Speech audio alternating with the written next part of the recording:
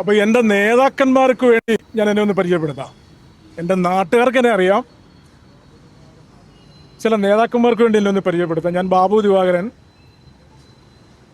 കൊല്ലത്ത് എസ് കോളേജിൽ KS തുടങ്ങി യൂത്ത് കോൺഗ്രസ്, അടൂർ നഗരസഭയുടെ ചെയർമാൻ, ടാലൻറ്റ് ഹണ്ടിലൂടെ യൂത്ത് കോൺഗ്രസിൻ്റെ ജില്ലാ പ്രസിഡന്റ്,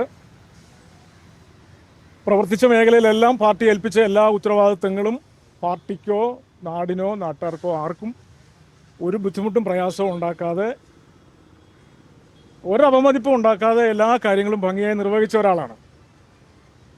യൂത്ത് കോൺഗ്രസ് കാലഘട്ടത്തിൽ ഞാൻ നടത്തിയ സമരങ്ങൾ, പോരാട്ടങ്ങൾ നിങ്ങളുടെയൊക്കെ ലൈബ്രറികളിൽ കാണും.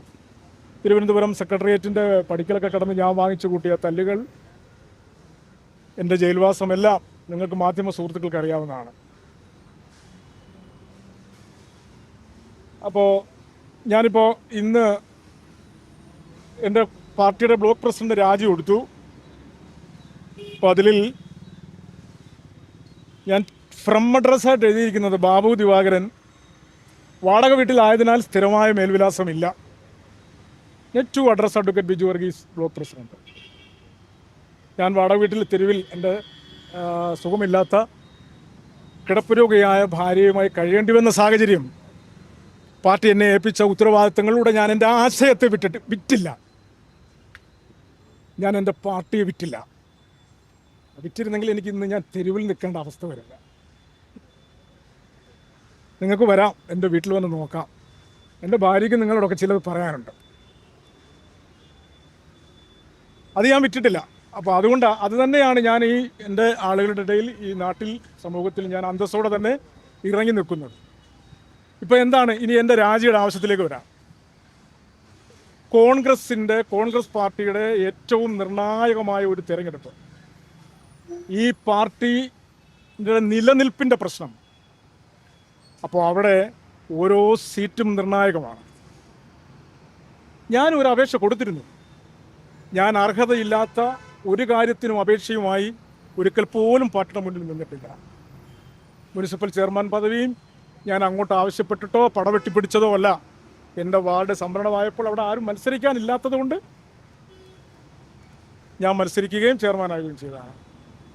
കോൺഗ്രസിൻ്റെ എല്ലാ പ്രമുഖ സ്ഥാനാർത്ഥികൾക്കും വേണ്ടി എക്കാലത്തും പാട്ടുപാടാനും ചെണ്ട കൊട്ടാനും ഒരു പ്രചാരകനായി ഞാൻ ഈ നിരത്തുകളിലൊക്കെ ഉണ്ടായിരുന്നു. ഇതൊക്കെ എൻ്റെ ബയോഡാറ്റയാണ്. പറഞ്ഞു വരുമ്പോൾ ഇതൊക്കെ ഞാൻ എൻ്റെ സീറ്റിന് വേണ്ടിയുള്ള, അല്ലെ സീറ്റ് കിട്ടാൻ വേണ്ടിയുള്ള ആർഗ്യുമെൻ്റായിട്ട് നിങ്ങൾ തെറ്റിദ്ധരിക്കും. അതല്ല പ്രശ്നം. നിർണായകമായി ഈ തെരഞ്ഞെടുപ്പിൽ അടൂരടക്കം ഓരോ മണ്ഡലവും വിലപ്പെട്ടതായതുകൊണ്ട് ജയിക്കാൻ ഒരു സ്ഥാനാർത്ഥി അടൂരിൽ തരണം പാർട്ടി. അന്തസ്സോടുകൂടി ആളുകളുടെ ഇടയിലേക്ക് ഇറങ്ങാൻ ഉള്ള ഒരു ആളിനെ പാർട്ടി നിശ്ചയിച്ചു പറഞ്ഞാൽ എൻ്റെ അപേക്ഷ യോഗ്യത ഇല്ല എന്നുള്ള കാരണത്താൽ വെട്ടിക്കളഞ്ഞേക്കൂ. പക്ഷേ ആ സ്ഥാനാർത്ഥിയെ തന്നാൽ ആ സ്ഥാനാർത്ഥിക്ക് വേണ്ടി ഞാൻ പാട്ടുപാടും, ഞാൻ തെരുവിലിറങ്ങും, ഞാൻ വീട് കയറും, പോസ്റ്റർ ഒട്ടിക്കും, എൻ്റെ രാജിയും പിൻവലിക്കാം. അത് പറഞ്ഞാൽ മതി പാർട്ടി. 16 സംവരണ മണ്ഡലങ്ങളുണ്ട് കേരളത്തിൽ. 2 എണ്ണമാണ് കാലങ്ങളായി ഉള്ളത്. എന്തുകൊണ്ടാണ് ഈ ബാക്കി സംവരണ മണ്ഡലങ്ങളിൽ ആളുകൾ ജയിക്കാത്തത്? എന്താണ്? ഒരു പുറമ്പോക്ക് ഭൂമിയായി ഈ സംവരണ മണ്ഡലങ്ങളെ കാണുന്നത് എന്തുകൊണ്ടാണ്? അടൂരിൽ നിന്നും മണ്ഡലം സംവരണം ചെയ്യുന്നതിന് മുമ്പ് തിരുവഞ്ചൂർ രാധാകൃഷ്ണൻ കോട്ടയത്തേക്ക് മടങ്ങിയത് 20,000-ത്തിലധികം ഭൂരിപക്ഷവുമായിട്ടാണ്. പിന്നീട് ജയിച്ചോ കോൺഗ്രസ് സ്ഥാനാർത്ഥി? 3 വട്ടമായി പരാജയപ്പെട്ടു. മാവേലിക്കരയിൽ നിന്ന് എമ്മുരുളി മടങ്ങിയതും ഏതാണ്ട് 15,000-20,000 വോട്ട് വാങ്ങിച്ചുകൊണ്ടാണ്. കുന്നത്തൂരിൽ എന്താണ് ഉല്ലാസ് ജയിക്കാത്തത്? ഈ സംവരണ മണ്ഡലങ്ങളുടെ കാര്യത്തിൽ എന്താണ് പാർട്ടിയുടെ നിലപാട്? അപ്പോൾ എന്താണ് ആ കാഴ്ചപ്പാട്? എന്താണ്? ആ മണ്ഡലങ്ങളെ ആര് നോക്കും? അവിടെ എന്തെങ്കിലും ആകട്ടെ എന്നാണോ സ്ഥിതി?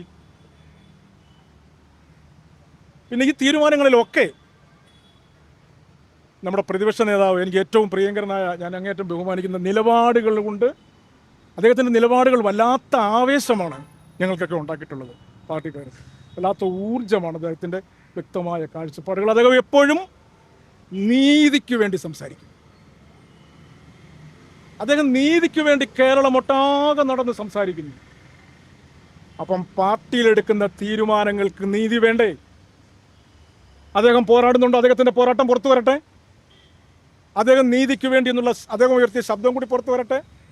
അപ്പോൾ പിന്നെ ഈ എതിർഭാഗത്ത് നീതിയില്ലായ്മയ്ക്ക് കൂട്ടുനിന്ന ആളുകളുടെ പേരും പുറത്തു വരുമല്ലോ. നീതി വേണം, ന്യായം വേണം, യുക്തി വേണം. അത് മാത്രമാണ് എൻ്റെ ആവശ്യം. എൻ്റെ സീറ്റല്ല പ്രശ്നം. ന്യായമായ ഒരാളെ തന്നാൽ ഞാൻ അപ്പോൾ രാജി പിൻവലിക്കും, പാർട്ടിക്ക് വേണ്ടി പ്രവർത്തിക്കും.